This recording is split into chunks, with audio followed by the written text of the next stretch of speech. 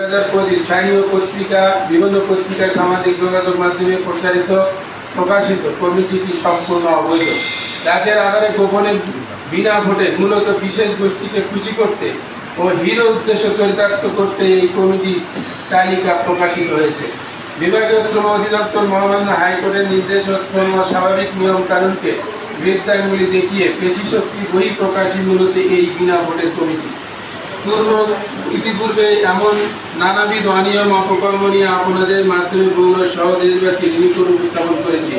এছাড়াও মাননীয় জেলা প্রশাসক পুলিশ মহোদয়কেও লিখিত অভিযোগ জানানো হয়েছে এবং বারংবার মধ্যস্থতা আশ্বাস দিয়েও তারা দায়িত্বশীল জায়গা থেকে কোনো ভূমিকা না রেখে বিশেষ এক গোষ্ঠীর ইশারায় নীরব ভূমিকা পালন করেছে। এমন তো অবস্থায় বগুড়া জেলা বাস মিনিবাস কোচ পরিবহন মালিক সমিতির ভিতরে মূলত চাপা ক্ষোভ বিরাজ করছে। সার্বিক এই অনিয়ম রোধে জাতির বিবেক হিসেবে গণ্য হওয়া সাংবাদিক ও সংবাদ মাধ্যম বাংলাদেশের আমাদের লিখনির মাধ্যমে এমন অনাচার অনিয়ম ও অরাজকতার তথ্য প্রকাশ করে বগুড়া জেলা বাস মিনিবাস কোচ পরিবহন মালিক সমিতি ঘোষিত অবৈধ বিনা ভোটের কমিটি তথ্য ষড়যন্ত্রকারীদের মুখোশ উন্মোচন করে বগুড়া তথা দেশবাসীর নিকট উপস্থাপন করে ব্যবসায়ীদের সংগঠনটি অচল অবস্থা নিরসনে ভূমিকা রাখার জোর দাবি জানাচ্ছি। সবাইকে ধৈর্য সহকারে শোনা এবং সময় দেওয়ার জন্য আবারও কৃতজ্ঞতা প্রকাশ করছি। আসসালামু আলাইকুম ওয়া রাহমাতুল্লাহ।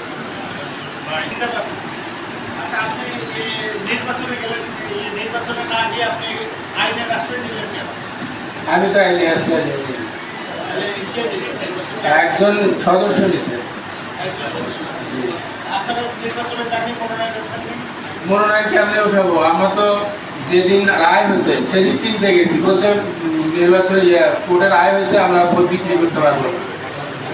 2 দিনের একদিনও বিক্রি করে তারা তো কেনে না, এটা তো কেনানো দেখানো হয়েছে। কেউ কেনে নাই, কেউ দেখে নাই, কেনানো দেখানো হয়েছে। এখন যদি অফিসটা কোথায় গেছে এটা আপনারা তথ্য জানেন না, আমরাও তথ্য জানি না, নির্বাচন সচিব সরকার তথ্য জানেন। তার কারণ আপনাদের মাধ্যমে কোনো পত্রিকায় বিজ্ঞাপন দিয়ে সেই অফিস এখান থেকে যায় না। তাহলে আমি কোন জায়গায় অফিস খুঁজবো? কোথায় অফিস? মেনে গেছি যে ঠিক আছে বলবো, কিন্তু তফসিলের যেদিন বাধাপ্রাপ্ত হলো, মানে কোর্টের রায়কে সম্মান দেখে ওনারা বিক্রি করলেন না, তাহলে পরে কেমনে? ওই রায় তো বলবৎ ছিল, ওই রায় বিক্রি হলো না, তাহলে ওনারা পুনরায় তফসিল ঘোষণা করার দরকার ছিল। আমি ওনাকে অনুরোধ করছি নির্বাচন কমিশনারকে যে ভাই আপনি বগুড়ায় একজন কর্মী মালিক, আপনি এক পক্ষ না নিয়ে আপনি পুনরায় একটা তফসিল ঘোষণা করেন। অথচ এর পূর্বে উনি যে তফসিলটা স্থগিত করলো কোনো কারণ ছিল না, 24 তারিখে ভোট ছিল, উনি হঠাৎ করে একক ডিসিশনে উনি স্থগিত করে দিল। এখানে যে একটা নির্বাচন পরিচালনা কমিটি করে দিয়েছিল সেই পক্ষ থেকে, তারাও এটা জানতো না।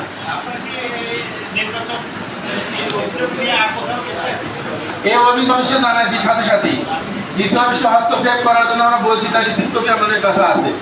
এসপি মহোদয়কে বলছি, তার রিসিপ্ট কপি আছে। জি, এই অথরিটি।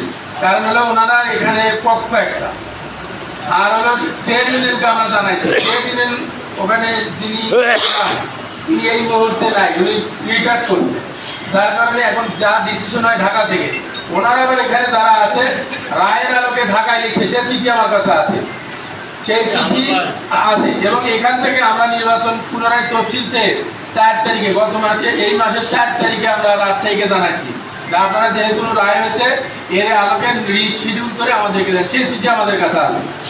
এবং এই নির্বাচন পরিচালনার যিনি সচিব, তিনি এখানে লেখা আছে যে সচিব সহ অন্যান্য সদস্যদের নিয়ে আপনাকে নির্বাচন পরিচালনা করতে হবে।